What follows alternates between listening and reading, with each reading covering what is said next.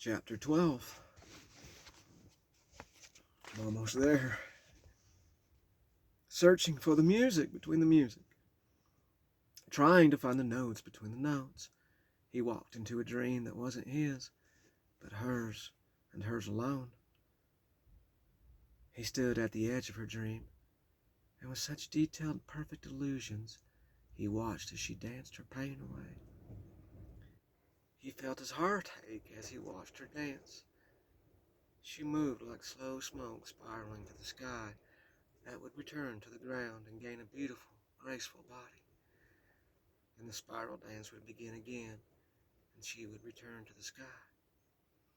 The music was everywhere, a song he had never heard before, like an infinite echo, a never-ending heartbeat, a gentle whisper on the skin, an always changing thought.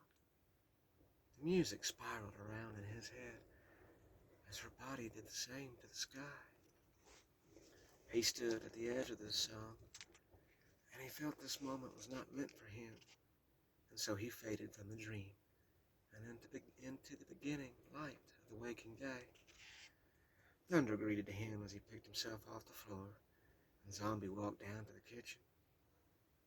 Creak and moan, creak and moan, creak and moan. The porch swing greeted him with its patient song. He could feel her in the wind, he could feel her in the rain, and he could taste her in his tears. The rest of the world disappears as you hold mine in your trembling hands, he whispered as he took a drink from his coffee. Creak and moan, creak and moan, creak and moan.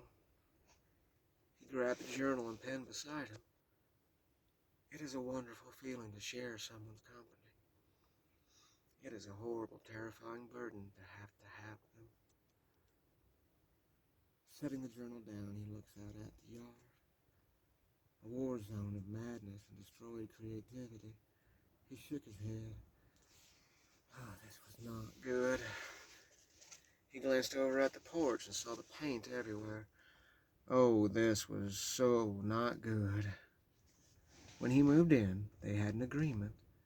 He would keep the creativity contained in the studio or outside. The house was spotless, and she was proud of that. Compromises are always made in good relationships, and he knew how chaotic he could be. He agreed with a smile. They even built an outdoor shower where he could wash the paint off. Many times he had to strip out of his paint-covered clothes and bathe outside. Many times she would join him and wash the paint off his back, out of his hair, and any other places he may have missed. It was a good compromise. He looked at the handprints on the railing, the door, even the wall, and was afraid of what was inside the house. He chose to face the carnage in the yard, a battle he could win or at least justify inside his heart. Oh, she is going to kill me, he whispered as he followed this trail of wine, absinthe bottles, destroyed paintings, and discarded notes. He walked over the notes like it was his own yellow brick road. Follow the lost words, follow the lost words, he said with a nervous laugh and a horrible lollipop-gilled voice. To find a balance, if only briefly, with our thoughts, ghosts, and desires. We should learn from our heroes. Eventually, step out of their footsteps and find our own path. Keep it simple. Sooner or later, it always becomes complex. And even the most simple of notes can make the most beautiful, powerful music you will ever know. The rest of the world disappears as you hold mine in your trembling hands. It is the dream of you that keeps moving me forward. He stopped and stared at that phrase. It was on the corner of a painting smoldering in the fire pit. Smoke curled around the words and seemed to caress them with translucent fingers. before the wind would push the hands away. He let out a sigh and looked away from the fire. The old paint-stained gray boombox was on a stump. They had found the thing in a thrift store, both of them laughing at the separate memories of their childhood. "We should get that and make each other mixtapes," she had said with a laugh. "I love making mixtapes." They brought it home and it became part of their ritual when one of them had to leave.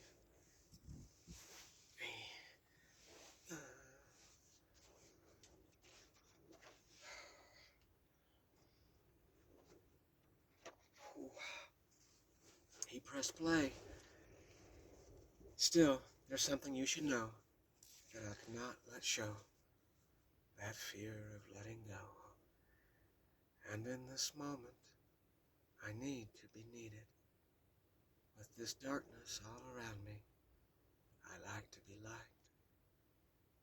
In this emptiness and fear, I want to be wanted, 'cause I love to be loved. I love to be loved. I love to be loved. I love to be loved. Yes, I love to be loved." Peter Gabriel drifted out of the speakers, much like the smoke from the fire in his dream. He pressed stop. "Only you can fix you." Arms wrapped around him as she whispered in his ear. "Hi," he said with a sigh and a smile. "You made a mess, my raging river." "I know," was all he said as he put his hands on hers. "I know." The fire pit smoked. The thunder came closer, and after a decade of thoughts that swept through him in seconds, he opened his mouth to say something, stopped by her squeezing him and whispering, "Shh, patience, mine it, keep going, I am here." He felt the first raindrop hit his cheek. Creak and moan, creak and moan, creak and moan. The swing and the thunder gave him a soundtrack to return to the studio, and the words that waited to be released. "Deep-fried cats and the gatekeeper."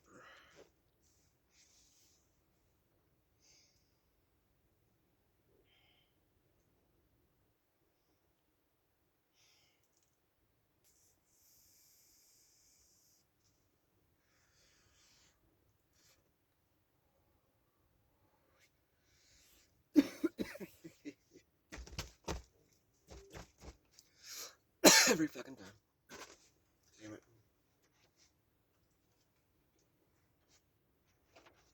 Hell, it might just be better for me to go back smoking joints. I don't know. Okay, I got it. I got this, man. I do. I got this, man. The plane ride was a dream all in itself. Flying alone, surrounded by strangers, as we soared through the clouds, it felt like one of my good dreams.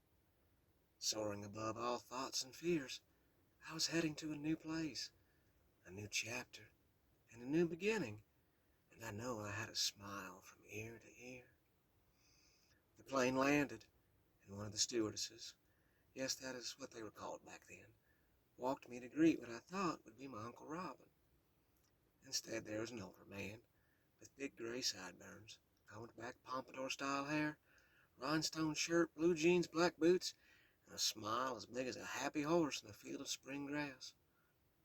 I immediately thought the man looked like the country music singer Porter Wagner, who was quite famous at that time. He walked up and introduced himself as my Uncle Floyd. "Your grandfather had to go into the hospital. He's fine, but it will be a week or so before he and Robin can come get you. You'll be staying with your great-grandma Sally." Great-grandma Sally was a legend in our family. A deep southern Kentucky woman that lived in a small house in the middle of nowhere. She was tough as a $2 steak wrapped in hemp rope with heart as bright and warm as a supernova in a volcano. My Uncle Robin went down to stay with her for a summer. When he returned, he was chewing tobacco and snuff, and had this confident swagger he didn't have before he went down there. He learned how to hunt, fish, to live on his own, and basically he went down there as a boy, but came back a man. I'd never met Sally, the Deep Hill superhero, but now I was going to, and she was in a different home. I woke up beneath a mound of warm, comfortable blankets that smelled like wood smoke, fresh air, and the only way I could describe it is love. I'd never felt blankets so soft, so heavy, and so comfortable.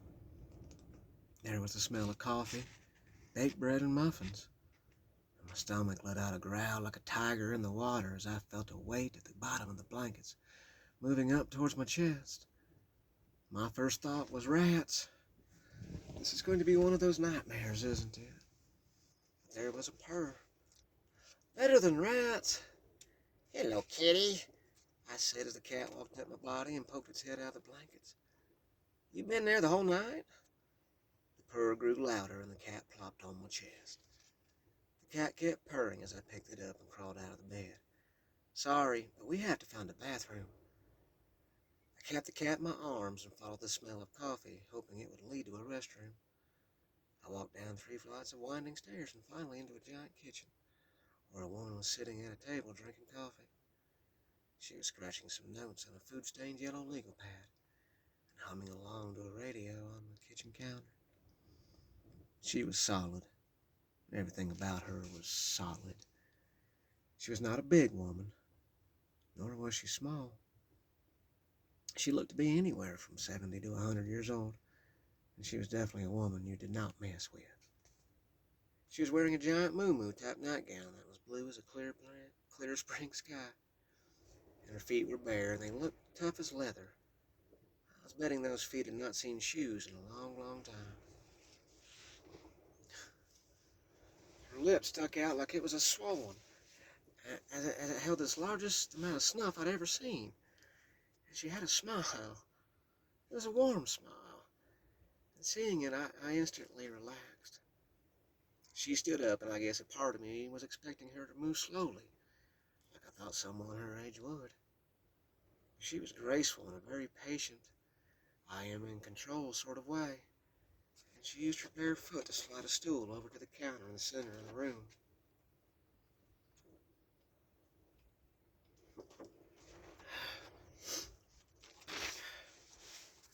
That Scaramouche. He is a jazz kitty, she said. A deep southern Kentucky accent emphasized her words. She sounded just like my grandfather. A what? A jazz kitty. She said it like there should have been a duh at the end of the sentence. Maybe in this area everyone knew what a jazz kitty was. I did not. A jazz kitty, I asked, staring at the cat as it jumped out of my arms and onto the counter, where it curled up by the radio. A jazz kitty, she said again. He listens to it. He hopes to one day have his own radio show. I'm Sally. I'm your great-grandmama. You will be staying here with me for a little bit. Your papa had to go into the hospital, but he'll be fine. We will talk more later. Right now, make yourself useful. Get those taters cut and ready for the skillet. She handed me a knife, handle first, and gestured towards a giant pile of potatoes. Coffee is brewing on the stove, but there's my brew next to it. You can have some. Don't think you are anything special just 'cause you get to drink out of my pot. You hear? I shook my head. No, ma'am. And thank you. She looked me up and down for a couple of seconds. I began to hear her music inside my head. Music much like the jazz coming from the radio.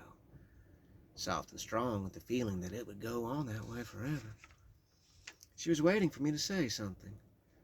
Believing I was under some sort of judgment, I stood silent and just stared back. Her music grew louder. She was a good woman, a proud woman. She had seen the rough side of life in a lifetime much more rough than any of us would know. And she would survive any age, because the age would bend to her. At least it better bend if it knew what was good for it. I made a nervous smile, but kept staring into those powerful green eyes.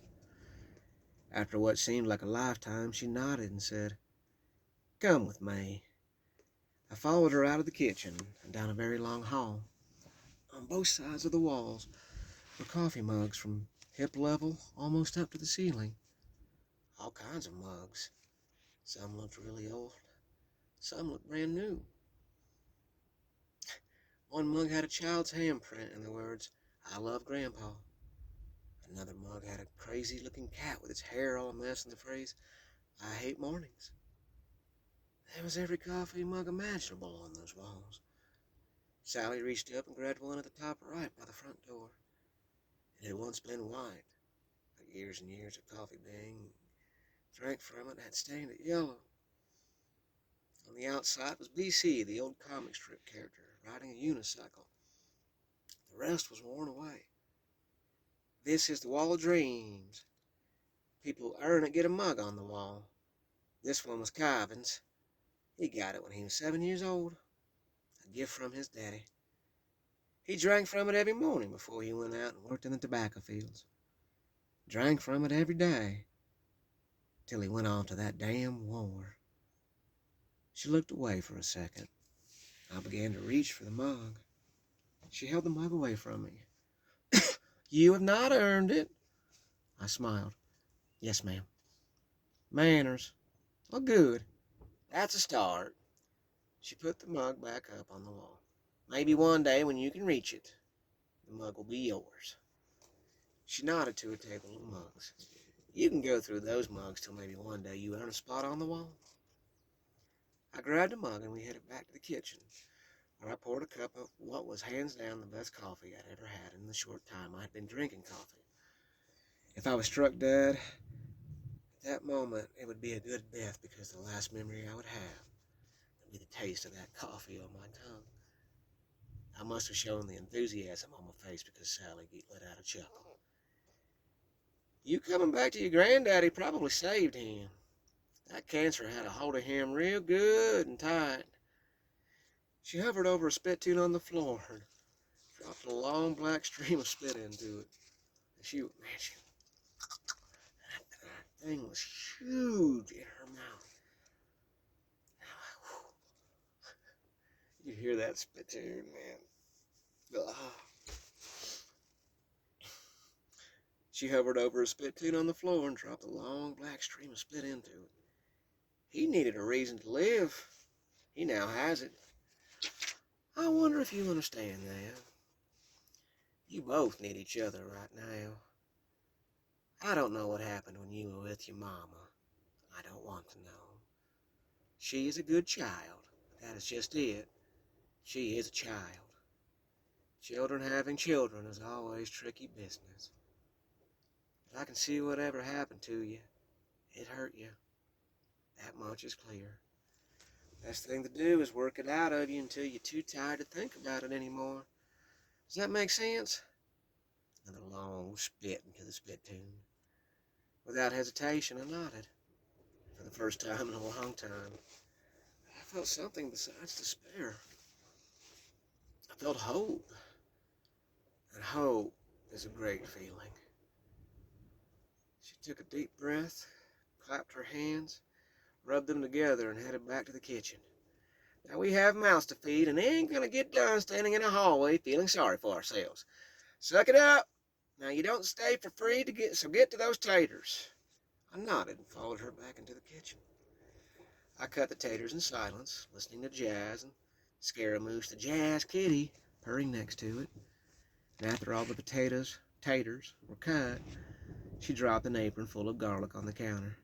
"Cut the garlic as well." She let me struggle with the first couple of cloves to make sure my heart was in it. Then she reached under a counter and pulled out an orange Tupperware bowl with a matching lid that smelled just like the garlic. She put the garlic in the bowl, sealed the lid, and then shook the whole thing. The garlic thumped around with a crazy drum beat. "Good trick to learn. Don't thump too hard or you'll bruise the garlic before you're ready. Just thump it enough to get it excited." She pulled the lid off and slid the bowl towards me. "Now try it." The garlic practically peeled itself. I diced it into small pieces and put put it in the pile with the taters. Onions? I asked. She smiled and nodded. Pantry, bottom back. The coffee adding an incredible energy to my step, I hopped off the stool and bounced into the pantry.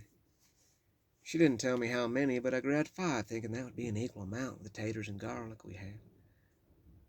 I refilled my coffee, and I watched her nod in approval at my tater skills as she cracked about 1,000 eggs into a metal bowl.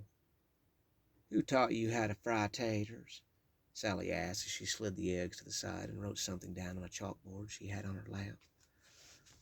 A woman named Mama Louise. I put everything in a giant cast iron skillet on the stove, along with olive oil, butter, and lard. Mama Louise taught me to cut the onions, taters, garlic, put them in the cast iron skillet, put the heat on medium, and then leave the damn things alone, I said, trying to imitate Mama Louise's voice. Sally laughed and nodded in approval. Another long stream of spit fell into the spittoon. This Mama Louise knows what she's doing, Sally said, still laughing. She sure does. She teach you the right way. Most people play with them, always checking them, turning them over, and never letting them get the love they deserve. Gotta have some burnt. Gotta have some soft. That's the secret. Checking to make sure the taters met her approval, she stuck her nose above the skillet. With a nod of her head, she gestured towards the stool. Sit. Enjoy your coffee. The girls will be awake any time, and the kitchen will be crowded enough. You made your bones for now. Sally started cooking sausage and bacon in 2 giant skillets that took up the rest of the stove. It seemed nothing small in her kitchen. There were footsteps in the hallway, and a woman walked in the kitchen, wiping sleep from her eyes. She poured herself a cup of coffee, leaned on the counter, and took a sip with her eyes closed. She looked like a younger, very beautiful version of Sally. Oh, sweet, blessed coffee, you are my one true love, she whispered. That is Mindy, Sally said, turning the sausage. Mindy gave me a sleep-filled smile, and I gave her a wide-awake on Sally's brew one in return. I heard thumps on the porch outside, and then the cat door flipped up, and 2 massive cats came trotting through. Each one could have been mistaken for a small dog. One was a 3-legged tabby with its ear missing. The other was the biggest Siamese cat I'd ever seen. Its tail was missing as well, and it only had one piercing blue eye that seemed to follow me no matter where I stood. As Sally threw more sausage in the skillet, the 2 cats ran to her legs. Scaramouche got up from the radio, stretched, hopped down, and did the same. They did a figure-8 meow dance between her legs as she moved her feet around them. Hand me that coffee can in the corner, she said. I walked over to the counter and reached for the first coffee can I saw. No, not that one. The one next to the flower can in the corner. I wanted to say, they are all the same coffee can. But I just kept putting my hand over the cans until she said, that one, slide that over to me. I slid it and she flipped the lid up, put both hands in the can, scooped out a mound of bacon grease, bent down, and then smeared one of the cats from head to toe with it. She proceeded to do the same thing to the other 2 cats. I'm not kidding, the first time I saw it. She dove her hands in that bacon grease and just smeared all 3 of those cats down with bacon grease. I've never seen anything like that, and I remember just staring in awe. I know, I stood there with my mouth hanging open. The only thing I could think of was, holy crap, this crazy lady is going to deep fry these cats. I looked over at Mindy, and she was just going about her business, along with cats who want to be jazz musicians. Apparently smearing down cats with bacon grease from head to toe must have been an everyday thing around here. I looked back down at the greased kitties, and all 3 had a glossy sheen to them.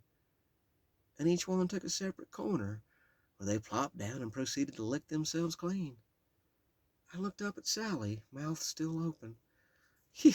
You thought I was going to cook 'em, didn't you? She said, laughing.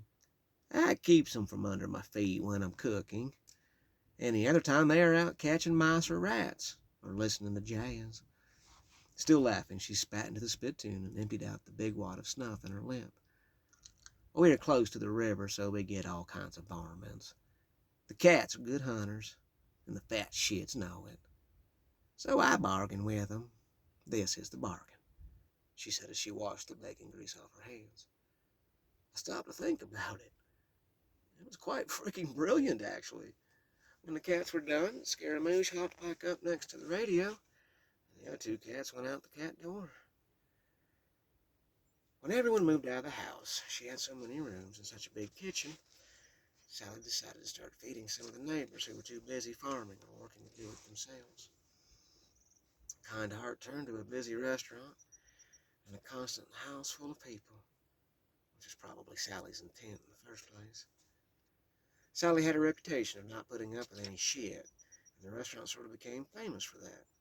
She fixed what she wanted, writing it down on the daily chalkboard, and if you didn't like what she was cooking, well, then leave. She never charged anyone, but there was a big tip jug at the front door for donations if you feel so obliged. The tip jar was always full at the end of each day, and most of the money being returned to the neighborhood and town, wherever it was needed the most. Sally also catered. Well, sort of. Some people just couldn't make it in because they were working, didn't feel good, or life just got in the way. She would make up to-go plates, and it was my job to take them to whomever needed it. Hang on.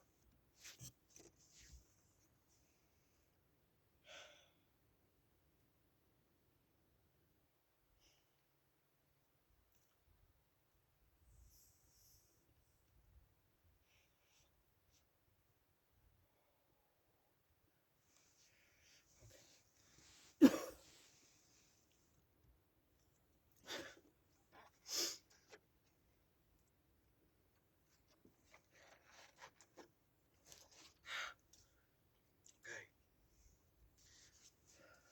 Every day I'd help Sally, Mindy, and the neighbor girls that came to learn from Sally. There was such an ever-changing group of people, I never really got to know anyone else.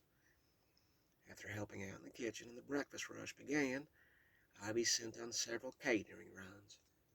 Each day Sally would make a list of the homes I would go to and drop lunches to match. I felt like I was part of the small town as I walked around pulling a wagon full of lunches and trying to find these homes. Greeting me with warm smiles and a look at my list, I was guided in the right direction by the people of the town. Oh yes, Miss Parker broke her ankle last week. She still can't walk. Just go up the block, sugar, turn left, yellow house on the left. Oh, Gavin house all has the flu. Yeah. Go up 3 blocks, 2-story with siding falling off. Just put the food on the porch, darling. You don't want to catch what they got. Oh, yes, Grimes. Don't take anything he says personally, love. He is just an angry old coot. 3 blocks over, fenced-in yard with tire swing. Lord knows why he keeps that up. He never lets kids swing on it. I learned so much of the town this way. So many different stories. I felt so alive. In the past couple of years were mere echoes on the other side of a hill that I never climbed. Even though I knew I would not stay in this town for long, and would return to my grandfather and my uncle, I still felt what it was like to have a town as a true home again. And that is something a child never forgets. After delivering the food, I was allowed to wander around the town and play. Still afraid to get too close to people, I would carry my tablet and pens to Careful Bridge. An old rusted giant, Careful Bridge, was named that because of a faded sign mounted on the side. There were different rumors about the sign and what other words used to share its space, and who originally put it there. The bridge and the sign had been there for so long, no one really knew the truth. Uncle Floyd told me the bridge was haunted, and that was why you had to be careful. Sometimes at night, if you cross the bridge alone, you can feel the ghost crush your neck, he said with that big, happy horse teeth smile. If they like you, they will grant wishes, but you have to be careful. If you stay too long and your thoughts stray too far from the wishes, you can feel cold fingers wrapping around your neck, and they choke the life out of you. So you want to be careful. Both terrified and excited, I was immediately drawn to the bridge, to the rusting, haunted giant. Creak and moan, creak and moan, creak and moan. The giant had a steady, quiet song it shared with the wind. Every time I walked onto the bridge, I had the feeling it could fall into the waters any second, or grant my strongest wish. Like I always did with bridges, I'd put my head on the railing and stare at the rushing waters and daydream. Only this time I was doing it without the fear of what was behind me and what was ahead. I was just being a kid who felt safe. I would dream, watch the soothing waters, and think about all the wonderful things I was going to do when I returned to live inside. I thought of hundreds of stories I would write that all the kids that used to know me would praise, and they would say, "Oh, wow, you are amazing." And I'd have tons of friends, and no one would try to step on me or kill my turtle, and people's heads wouldn't explode. Safe. A week at Sally's, and it began to rain. Serious Wrath of Bible type rain. Rain that didn't let up, but only seemed to add fuel for more rain and more storms. And the town started to flood as everyone stayed in their homes and grew gills. Since it was raining and I couldn't pull the wagon, lunches were delivered by me and Uncle Floyd in his fishing truck, with his boat attached to the back, just in case we needed to help someone. He was pretty awesome. I spent the rest of the time inside and helped Sally and Mindy around the house. When I wasn't helping, I would curl up in the heavenly bed with Scaramouche, the jazz kitty, on my lap, and wrote story after story after story. A child's imagination is an incredible and wonderful thing. There are no boundaries to it, and it can heal that child in times of horrible sadness. It can also give that child a strength to fly with the clouds and beyond. Beneath those blankets, and there's no fly, that's okay. Beneath those blankets, and the purring engine of Scaramouche the jazz kitty, I started to heal and find a strength I never knew I had. I started to be a kid again. Only not the terrified, beaten down, same clothes, white trash piece of shit kid. No, I started to become a kid that laughed, that played, that ran for fun, and not out of fear. The kid that knew in his heart if he tried hard enough, he could fly. I loved that rain, those blankets, and that big purring cat that would occasionally open his eyes, look at me with his calm, sleepy daze, and whisper in a calm jazz kitty voice, "You got this, man." Then he would drift back to sleep, and I knew he was right. The rains came to a climax on Saturday night with one final storm. The thunder gave warning after warning as the sun fell behind the hills, and the dark of the night wrapped the town in a wet, earth-shaking blanket. "Ah, this one's gonna be a doozy," Sally said after a particularly loud thunderclap shook the house. Hang on. Lot of pain. I don't know what hour this is, but I started, I think, as the sun was rising, and going as the sun is starting to set. I'm almost there.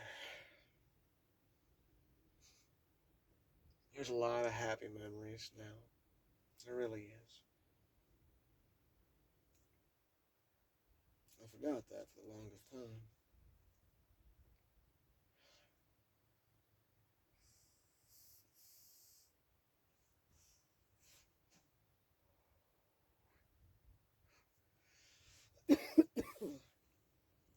Okay.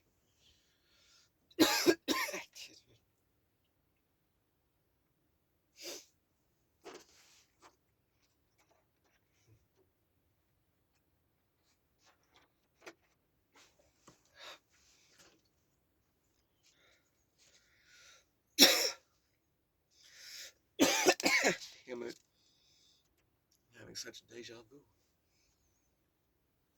It usually means you're having an epiphany. She was right, and Doozy didn't cover it.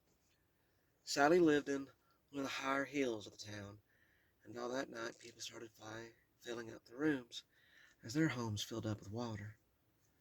Soon the whole house was a buzzing entity of help and worry. But there was safety in numbers, and that night we all worried together. We could hear trees falling on houses, lightning cracking so close your hair stood up, and we heard the town go deathly silent as the power went out. Then came the wind, and it sounded like 1,000 children screaming on a speeding winter runaway train, and it ripped through our souls just as hard. No one knew if we'd make it or not, or if that storm and the crying baby train was our swan song. We survived, and the next day the rain finally went to sleep, and we saw the sun open its eye like a welcomed holy light at the climax of a movie. "Time to get to work," Sally said as she dropped the stream of black juice into the spittoon by her foot. The floodwaters finally began to return to their river home, and the town started rebuilding. The town's music changed from thunder and lightning to chainsaws, hammer, and nails. A large picnic table was placed in the heart of town where everyone could get food whenever they needed it. Sally and Mindy spent most of the day running back and forth from the house to the picnic table, replenishing the food. "There's a lot going on now. Too busy. Go play and be a child," Sally said as I was helping her load up Uncle Floyd's fishing jug. I went straight to Careful Bridge. Day by day I watched the waters recede a little bit more, and a little more of the world revealed. There would be the occasional trash or debris, but overall it was just me, the churning muddy water, and my thoughts wherever they chose to go.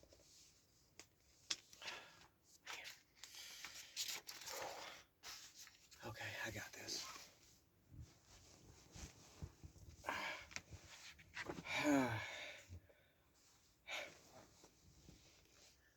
There's a music everywhere, and it is always changing. The wind sometimes can be a beautiful caress over your skin, creating a perfect moment. And other times it is a horrible scream that destroys everything in its path. The rain can wash away the dirt and stress of the day with its soft touch, and in the blink of an eye, take away everything you own and love. Life and its music is like that, and as I looked down into the murky waters, I saw something move, and I leaned over to get a better look. A hand came up from the murky, dark brown water. I could see bone and rotting flesh as the fingers curled in and uncurled as it waved at me to come join it in the water. At first I thought I was seeing things, but then the hand came back, almost breaking the surface of the water. It gestured again and then vanished. I couldn't look away as the hand kept calling to me. The screams in my head came rushing in just as the storm had the night before. I knew that hand in the water was the Yankee Grin thing, and it had finally found me again. Only this time it was taking me with it. As the bony hand pulled at my heart, I felt Grin's turtle guts in my mouth and could see Yankee Jim's head explode. I could hear Derek the shark tell his friends, "Hold him down," and felt his boot-covered dog shit crunch my nose. And then I screamed again and again and again. And then there was nothing. "Graveyard washed out. All the bodies got caught in Don's cow fence," Sally said as she sat on the edge of my bed. "You were the first one to see it." She kept patting my leg as Scaramouche the jazz kitty laid on my chest and purred. I was crying and sobbing so hard I could barely breathe. Sally just kept saying, Get it out, sugar. And she patted my leg and smiled at me, occasionally spitting into the spittoon by the bed. Sally knew it wasn't just seeing the corpse in the water. There was something else. I wanted to tell her about Yankee Jim.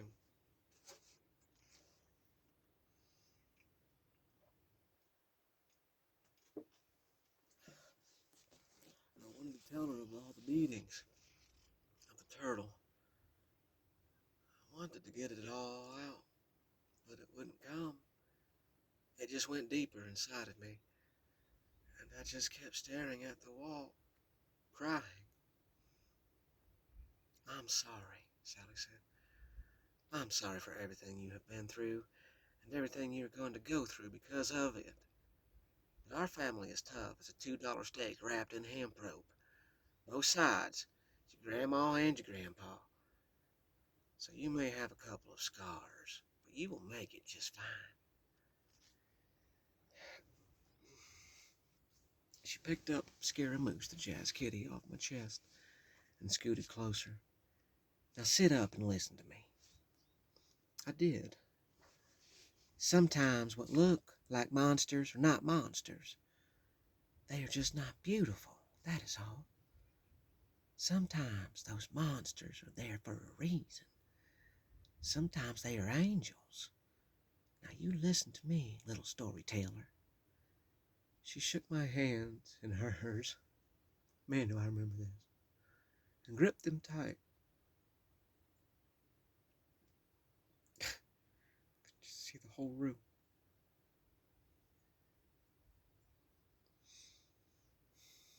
Maybe what you saw was not something calling you down, but leading you to a new place. It was waving you through the dark to a light inside of you.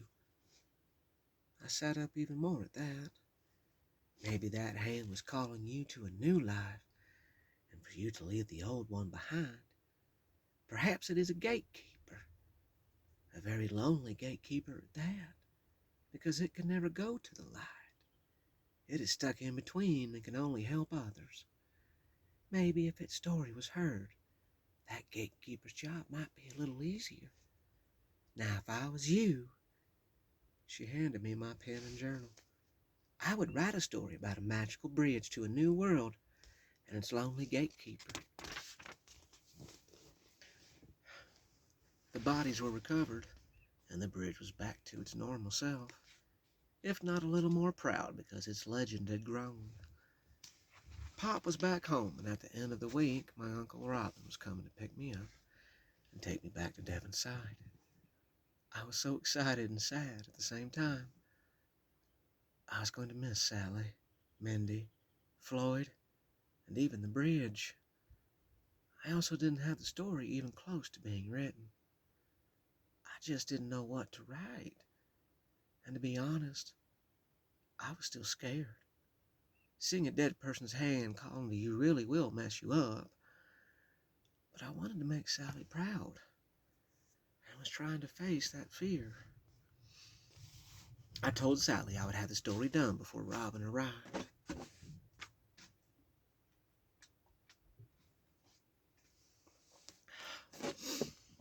She smiled and spat into the golden spittoon. That will be your very first deadline. You want to be a writer? You're going to have deadlines. Let's see if we meet this one. She spat again. You just can't half-ass that shit. You meet the deadline and you do your best. You make it good. I feel like my Cajun's coming out too. And all that. This character's just all one big lump. Last day, and Sally just finished greasing down the cats when she told me I was done. You got your deadline. Get to it. I walked down the careful bridge and stared at the river, hoping whatever words finally came to surface would be worth the ghost story. The ghost story. That was it. He was not a gatekeeper at all. I looked down at the waters and took a deep breath and began. Okay. So I was going to write this down, but, I don't know. I think it's meant to be told first. So, okay. Yeah, here goes. And just like that, there was this voice inside of me that started speaking. It knew what to say all along and was just being patient, waiting for me to be ready for it. Calvino Kennett was one of the oldest people in the graveyard. He spoke very little anymore and spent most of his time standing at the edge of the cemetery and watching the river go by. There were stories, both human and those the other ghosts of the graveyard told about him. He was a sailor and missed the sea. He died in a war. The stories went on and on. The one true story is that he was hoping to be free of the chains of the graveyard and find his love. He could hear her calling to him. Their families did not know they loved each other and were buried in separate graveyards. Every day she called to him, and he sat as close to the edge as he could. Then the storm came and washed the graveyard away, and the bodies along with it. Calvin Kennett was free, and as his body washed down the river, his freedom grew. He knew there was no boundaries for him now. The river would go to the ocean where the waters went on forever. His new life gave him such hope that he saw a scared boy on a bridge, and the boy stared into the waters, and Calvino could see he wanted to be free. He willed his body to call to the boy. He wanted the boy to feel the freedom and love in the world that was so hard to grasp. The body long gone, but the spirit still free. He watched the boy return to the bridge and look into the clear waters. I think you are still here. And I think I heard your song. And I want to say I'm sorry for running. And I hope this makes up for it.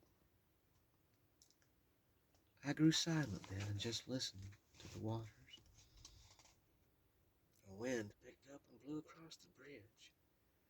I smelled the distinctive odor of Sally's tobacco and her clothes that I always smelled at the kitchen.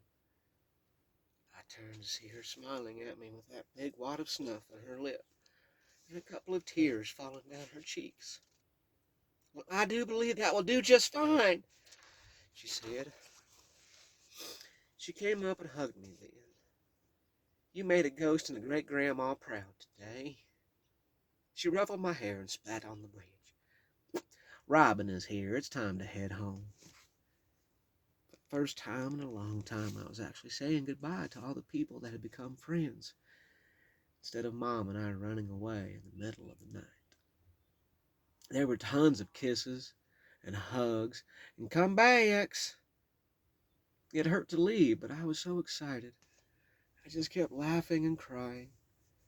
Finally, Sally walked me to the car where Robin was waiting with a big old wad of snuff in his mouth. Sally bent down and handed me a present. Robin and I talked on the phone about the best gift to give you. I do believe we may have hit the nail with the hammer on this one. The gift was a box.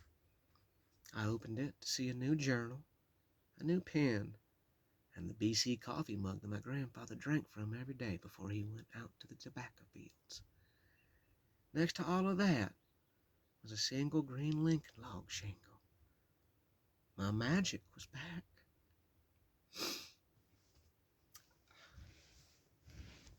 I looked up with a big smile on my face and hugged her around her big, solid waist.